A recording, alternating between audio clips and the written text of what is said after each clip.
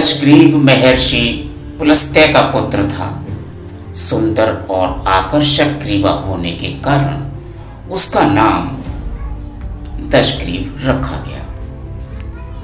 बचपन से ही वो कुशाग्र बुद्धि था। कालांतर में उसके कार्यों के मुताबिक दशानन और रावण आदि नामों से उसे जाना गया। कलयुग में वो रावण के नाम से मशहूर हुआ। प्रकांड पंडित, विद्वान, सभी शास्त्रों का ज्ञाता, ब्रह्मा जी का प्रिय, विष्णु जी का अनन्य और शिव का सबसे प्रिय भक्त था रावण। दशानन ने ब्रह्मा जी को प्रसन्न कर वरदान प्राप्त किए और शिव जी की आराधना कर ज्ञान हासिल किया।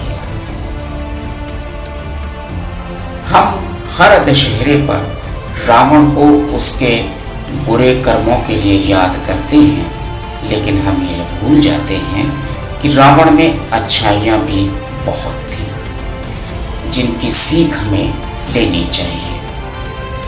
ठीक वैसे ही जैसे राम ने लक्ष्मण को रावण से ज्ञान लेने के लिए कहा था। आमतौर पर रावण की 3 शिक्षाओं का ही उल्लेख किया जाता है, लेकिन यदि दशानन के जीवन चरित्र को आत्मसात करें तो अनेक शिक्षाओं का लाभ हमें मिल सकता है। सोच विशुद्ध और व्यापक होनी चाहिए।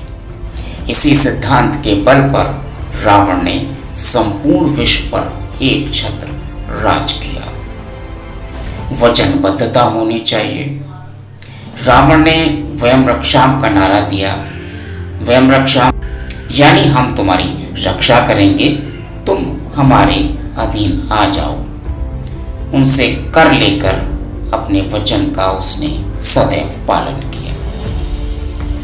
2 नारियों से अपमानित होने के बाद उसने सदैव नारी जगत का सम्मान किया और वो अपनी पत्नी मंदोदरी के प्रति सदैव समर्पित रहा। उसने कभी भी असत्य वचन नहीं कहा, झूठ नहीं बोला, जब भी बोला सत्य वचन ही बोला। लक्ष्य के प्रति सचेत रहे। लक्ष्य प्राप्ति में साम दाम दंड भेद का इस्तेमाल कैसे किया जाता है, ये रावण से बेहतर कौन जान सकता है। अपने मोक्ष के प्रति रावण सचेत था, इसलिए उसने अबद्ध होने का वरदान मांगते समय ब्रह्मा जी से मानव जाति को अलग रखा, क्योंकि ब्रह्मा जी के वो वचन उसको स्मरण थे कि जो इस पृथ्वी पर आया है उसकी मृत्यु सुनिश्चित है। इसलिए उसने अपनी मृत्यु को एक मानव के माध्यम से सुनिश्चित किया। दशानन ने ब्रह्मा जी से अबद्ध होने का वरदान सिर्फ इसलिए मांगा ताकि वो आतंक फैलाने वाली जातियों को समूल नष्ट कर सके। रावण ने अपने जीवन काल में आतंकवाद और आतंकियों को खत्म कर महर्षियों और ऋषियों को अपने अपने कार्यों को सफलतापूर्वक संपन्न करने का सुखद माहौल प्रदान किया। वो प्रकृति प्रेमी था और कुदरत के उपहारों का सम्मान करते हुए उसने तमाम तरह की जड़ी बूटियों के इस्तेमाल से सेहतमंद रहने का नुस्खा दिया। विभिन्न प्रकार के क्वाथ बनाकर पीने से होने वाले स्वास्थ्य लाभ का ज्ञान भी उसी ने दिया था। शायद उन्हीं में से एक क्वाथ कोरोना का उपचार बना। क्वाथ को आज काढ़ा कहते हैं। उसने अंकों का महत्व समझा और ज्योतिष का एक विस्तृत ग्रंथ सारी दुनिया को देकर चला गया। सीता के अपहरण के बाद उन्हें अशोक वाटिका में रखा, क्योंकि राम को वनवास मिला हुआ था। वो चाहता तो सीता को अपने राजप्रासाद में भी रख सकता था। राम ने लक्ष्मण को रावण से नीति, राजनीति और शक्ति का ज्ञान लेने भेजा था। लेकिन विजय के अहंकार से भरे हुए लक्ष्मण ने रावण के सिर के पास खड़े होकर ज्ञान लेने का प्रयास किया, लेकिन उसे खाली हाथ लौटना पड़ा। तब राम के कहने पर लक्ष्मण ने दशानन के चरणों में बैठकर ज्ञान प्राप्त किया। क्या ये शिक्षाएं हमें अपने चरित्र के विकास के लिए अमूल्य नहीं लगती? मूल रूप से जिन 3 शिक्षाओं का विवरण आमतौर पर किया जाता है वो ये हैं।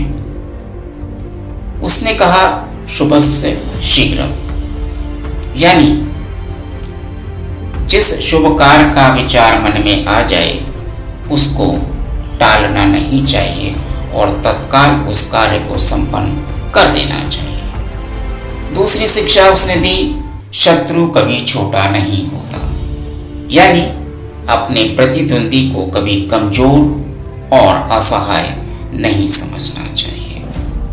और तीसरा जो महत्वपूर्ण है, उसने बताया लक्ष्मण को कि अपने रहस्यों को अपने तक सीमित रखें, क्योंकि उसने लक्ष्मण से कहा कि यदि मैंने अपनी मृत्यु का रहस्य अपने भाई को ना बताया होता तो शायद आज मैं जीवित होता। लेकिन ये उसने कह तो दिया, पर एक रहस्य उसने ये नहीं बताया लक्ष्मण को कि उसने मोक्ष प्राप्त करने के लिए मानव जाति का ही चुनाव किया था। तो शिक्षाएं बहुत हैं। रावण अगर ना होता तो शायद राम का अस्तित्व भी ना होता, क्योंकि राम को अगर भगवान हम मानते हैं तो उसमें रावण का बहुत बड़ा योगदान है। शायद इसी कारण से हम किसी भी देवी देवता की बरसी नहीं मनाते, हम रावण की बरसी मनाते हैं। हर साल उसको जलाते हैं और जलाने का मकसद केवल यही है कि उसकी जो शिक्षाएं हैं उसको हम ग्रहण करें और दुर्भावनाओं को, झूठ को, असत्य को अपने से दूर रखें।